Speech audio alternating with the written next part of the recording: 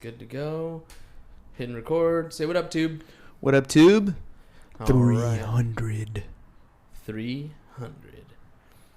Alrighty, for the pod. You ready? Let's do it. 3, 2, and 1.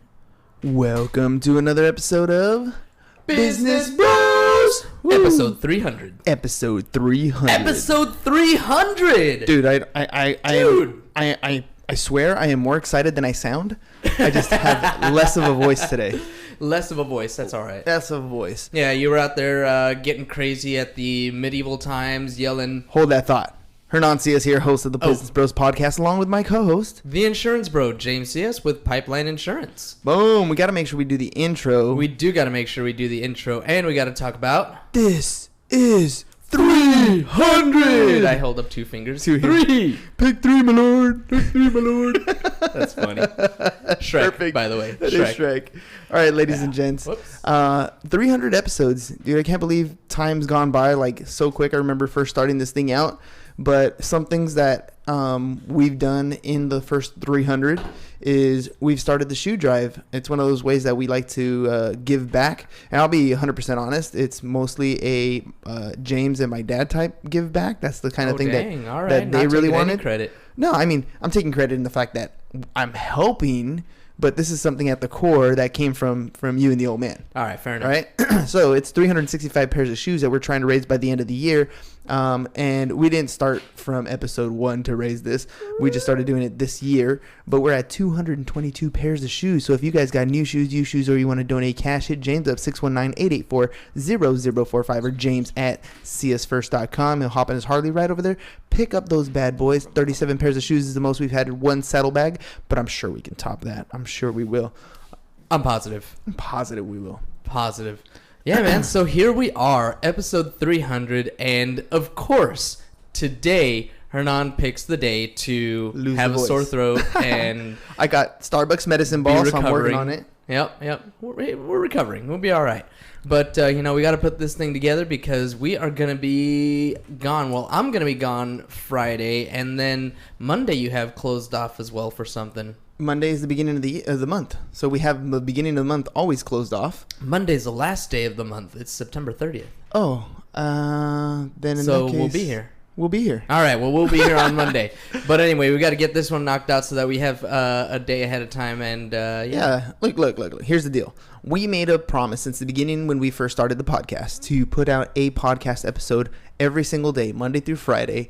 Going forward. And so that doesn't mean that we don't take days off, because let's face it, we got families, we got stuff going on. Mm-hmm. There's stuff that happens where, you got to take some time off, but you just need to plan ahead, and you need to make sure that you have enough content recorded, ready to go, so that you guys get something new every single day. And every single day. And really comes down to some of the core things that we've learned. I think that's what I wanted to do with today's episode anyway. Some of the core things that we've learned in putting out 300 episodes. All right. So whether it's things that we've learned from guests, things that we've learned about ourselves, things that we've helped improve in our own life, whatever it's going to be, like these are the things that we want to talk about today. Cool. Fair? I'm going to give us a jumping off point because I'm really excited about this, and I think I texted you about it, but I'm not sure if we really got a chance to talk about it. Oh, okay. Which one was this? Our jumping off point here. And I love it because it actually ties into what you just said about everything that we've learned and everything that we've experienced along the way here, as you fix the blinds there. My why statement. I am much closer to figuring it out. This is probably now my 3rd iteration, and I feel good about it where it is right now. So, why is one of those things? My why statement is... I want to spread positivity, educate, and empower others to increase their financial IQ so that they can improve their lives today and create generational wealth for their children's children's children. For tomorrow. That's better than children's children. Yeah, I know. I just threw that in there. Gotta fit it on a t-shirt. No, that's a good why statement. Like one of the things that I want to get started going forward is speaking, like doing more public speaking engagements, right? So whether it's being a guest on a podcast, or whether it's talking to students, or whether it's hopping on a stage at being a keynote speaker, whatever it's going to be, right? I want to start doing more and more of that.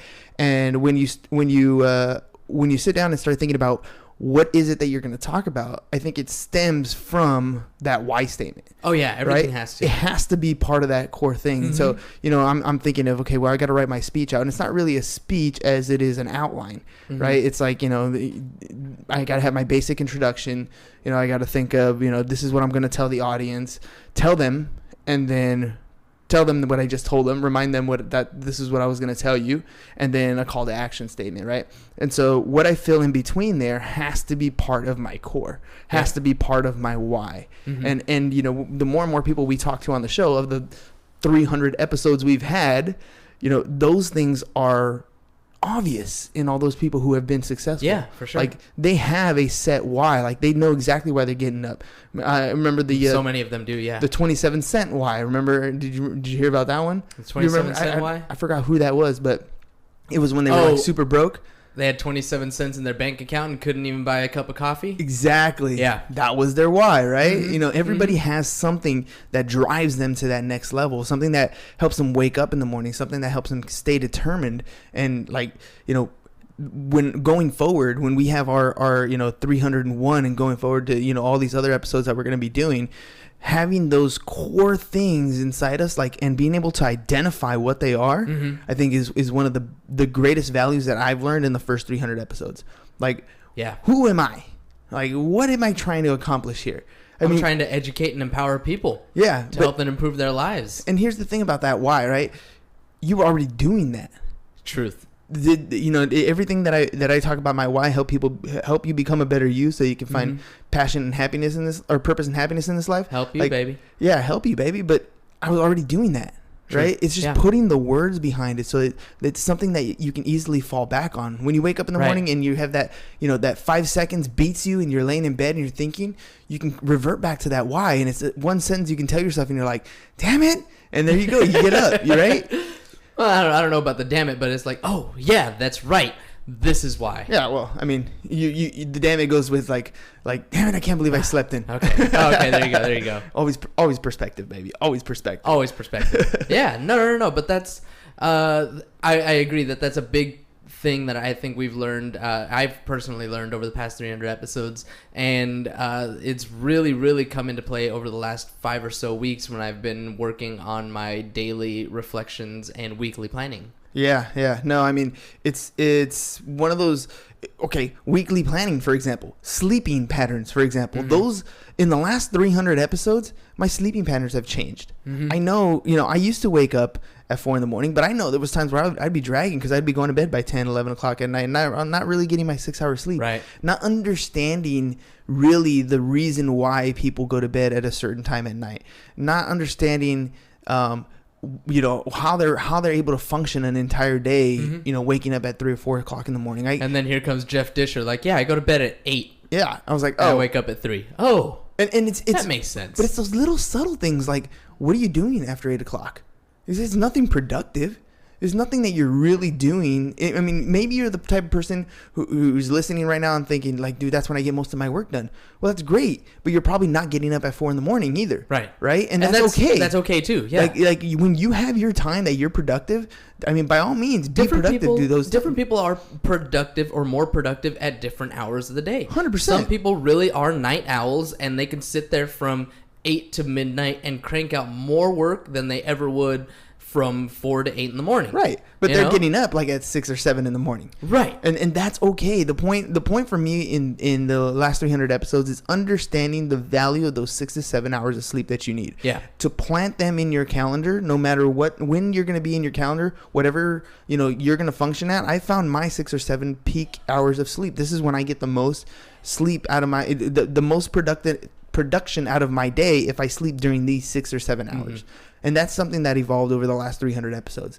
That's something that, you know, I want to make sure that we've shared over and over and over again with people on the show is win the morning, right? If you win your morning, doesn't matter when your morning starts, win your morning. That's how you win your day. You just get started at the same time every single day. Yep. Keep that productivity level high, and then you're going to get to the whatever level you want to achieve. Win the morning, the first 5 seconds when that alarm goes off. win the morning, even starting the night before by setting those intentions and saying, when I get up tomorrow, I'm going to feel energetic. I'm going to feel like a kid waking up, getting ready to go to Disneyland. Speaking of which, how were your kids when they were getting up to go to Universal? Were they excited? And honestly, dude, Mila gets a little antsy. Mm-hmm. So she doesn't feel good the night before. That excitement bug gets to her. But getting up and going, they were good. Yeah. They got that energy level. But that's the same type of thing. That feeling of like, I can't believe tomorrow's gonna happen. I can't believe tomorrow's gonna happen. Mm-hmm. That's what we want our listeners to be getting ahead of, right? Yep. That's how you want to set yourself up the night before. Yep. In segment intending, that's something you picked up in the last 300 episodes. For sure. Tell me a little bit about that. How did that come about? How did that come about? That actually came about from listening to Abraham Hicks on YouTube. Search it on YouTube, Abraham Hicks. Lots of motivational stuff, lots of mindset, lots of, just doing stuff like that, like segment intending, being easy on yourself, not beating yourself up when you don't accomplish all of your goals, because there's still tomorrow. Tomorrow the sun will rise. And just a lot of things about having a good mindset and choosing to feel good with wherever you're at. Dude, Abraham Hicks, I listened to a few. Mm-hmm.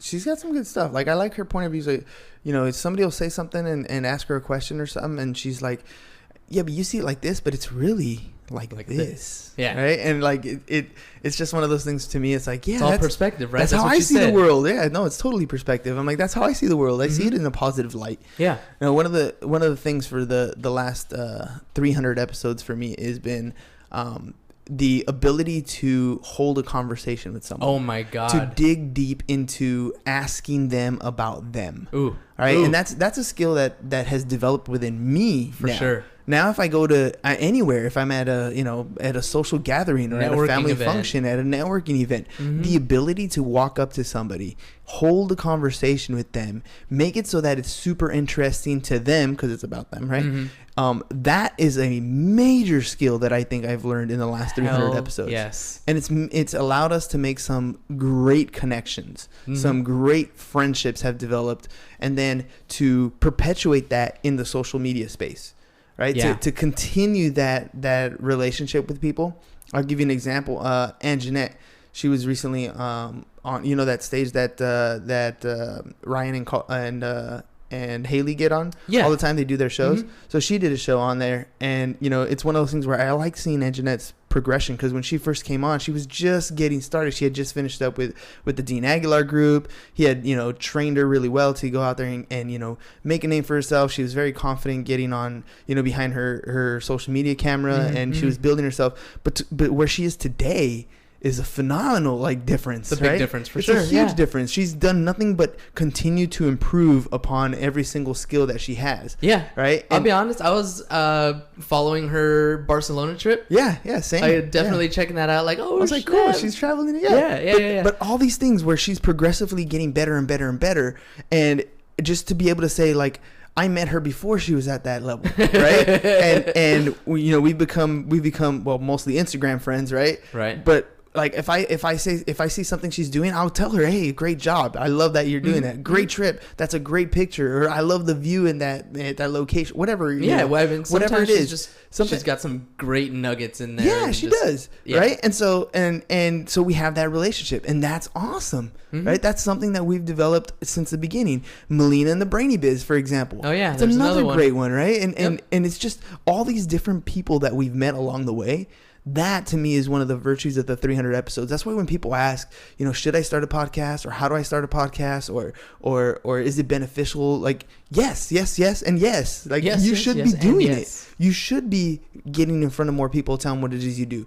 What we've done poorly, and we've just started to shift, and I don't think maybe poorly is the word, but we've hit those stages. We've gone from no one knew who we were, invisibility, to becoming visible. Now people know who we are. To becoming credible. Now we're at the credible stage. Now we've acquired sponsors, right? We're working with them to make sure that any time they spend with us is of value. We're working with agents to make sure that anytime they spend time with us, it's of value to them. We're taking that credit. We're building that credibility stage, and now we're entering the profitability part of our podcast. And it took 300 episodes of consistency, but I think the weakness we've had so far is turning that thing, deciding that it was going to be the profitability, how that profit was going to come. Mm-hmm. How were we going to monetize it? Was it going to be on the insurance space? Was it going to be in the real estate space? Was it going to be in the marketing space? And now I think we're in a position where now we're picking and choosing of each. How Right. do we do each one in a specific tactic? And right? they're all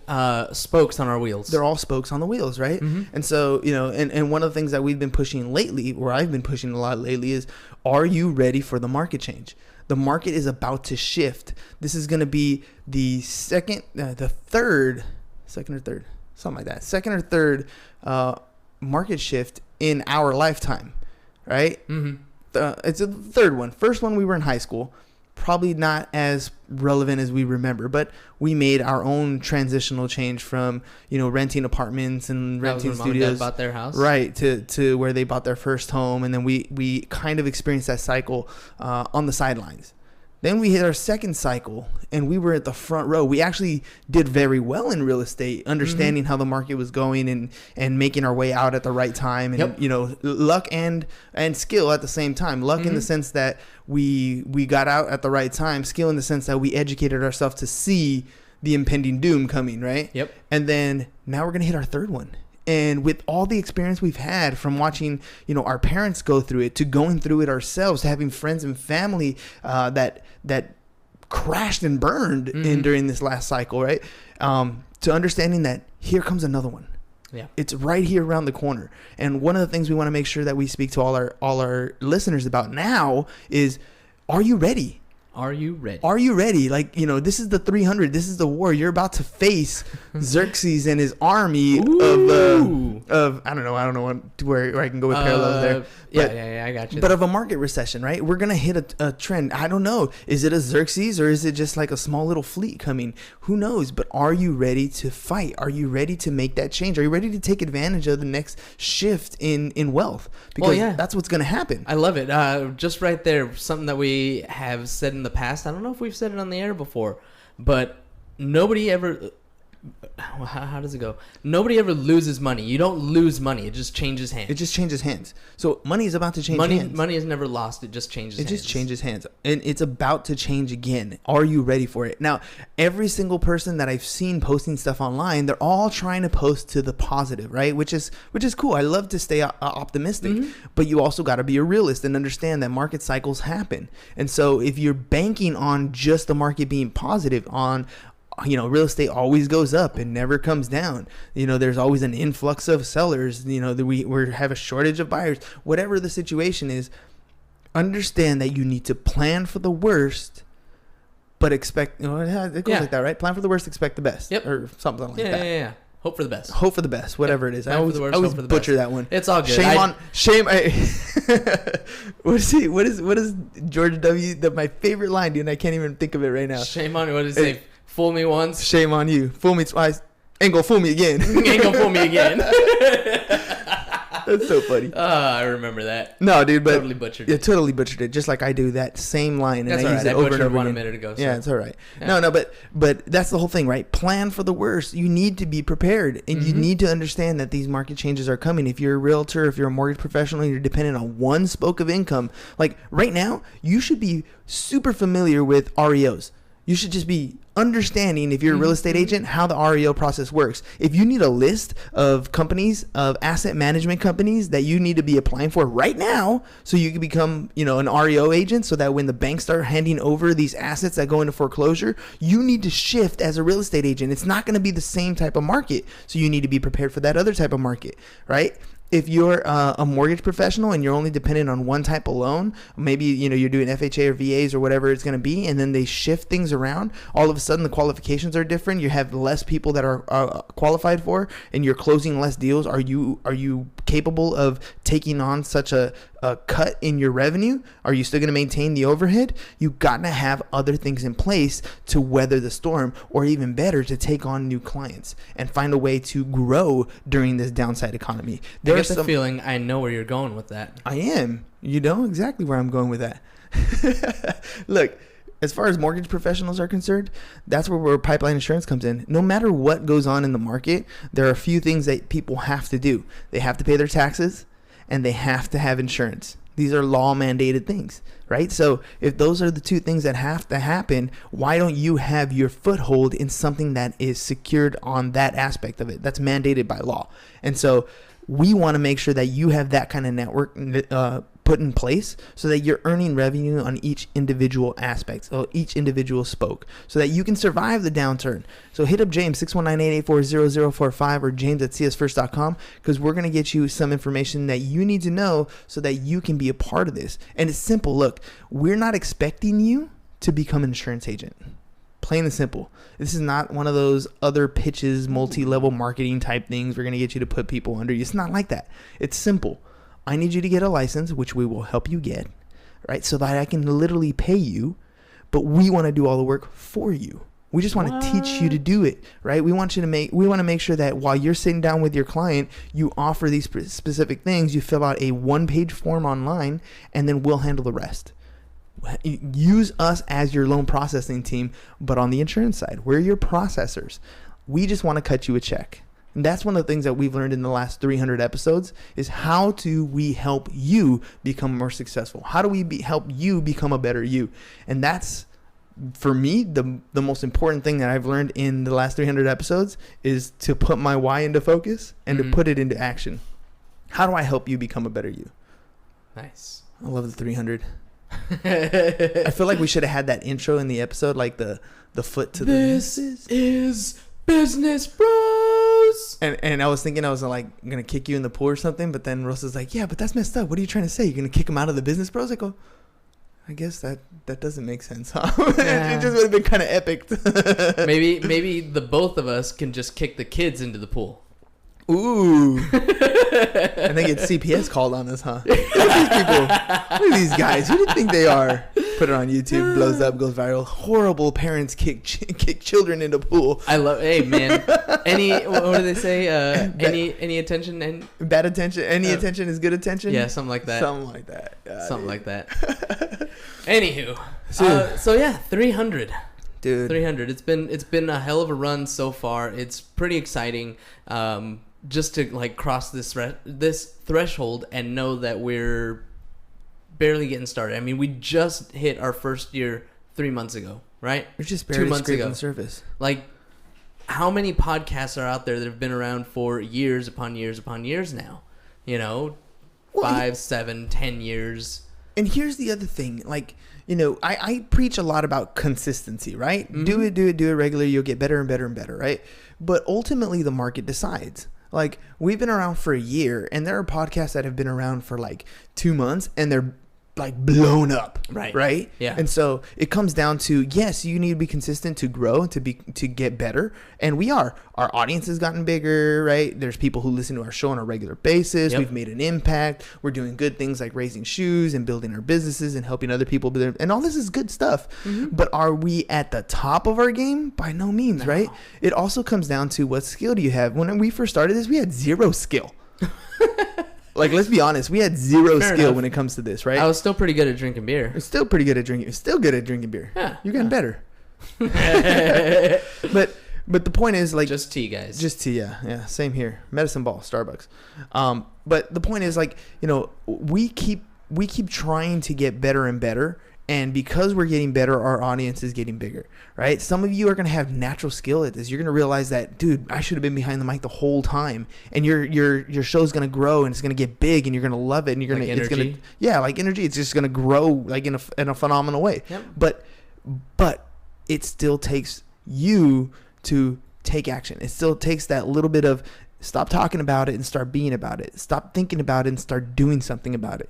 Like, you can plan all you want, but if you don't take action, you're never going to get to episode 300. You have to get through episode 1, 2, 3, 4, 5. We all start at 0 and we work our way up. And I'll be honest, man, sometimes, like, especially early on, it was tough getting through this everyday commitment. Yeah. You know, I mean, not that everybody out there that's starting a podcast is going to be doing it every day, but, you know, even people who want to do a podcast every week, for example, you know, making sure that you set aside that time and keep that commitment to yourself and to your audience is significant. It's tough, dude. You know what? I'll be honest. Doing the once a week, I think, would be much more difficult than doing every day. Yeah? Yeah, because every day you've committed, and if you slip up one day, it's not as big a deal. Like if we, for whatever reason, a technical difficulty or computer died, or knock on wood, something like that happens and we skip a day, it's not the end of the world. You know what I mean? We still continue. We have one day hiccup. We still have 299 other episodes. Right. So there's still a lot of content out there. The difference is if you do it once a week and you skip a week, now you're 14 days out. Right. You know what I mean? And all of a sudden, the next person's like, well, I have an appointment. You know what? Yep. We'll change it. Yeah. We'll move it. And so, to me, doing it once a week is much more difficult. But it's not to say that it can't be done. There are plenty of shows that do it once a week. Yeah. Just put it in your calendar and stick to it. Right? Dude, setting up a calendar is another big thing for the 300 days. Like, your calendar, when we first started, compared to your calendar today. Shoot. It's crazy. Dude, you literally have in your signature, like, book a 15-minute spot. Book a 30-minute, 1 hour, 2 hour. Dude, that's crazy though. Like you've broken up your calendar into like those small segments for people to schedule time with you. Yep. Right?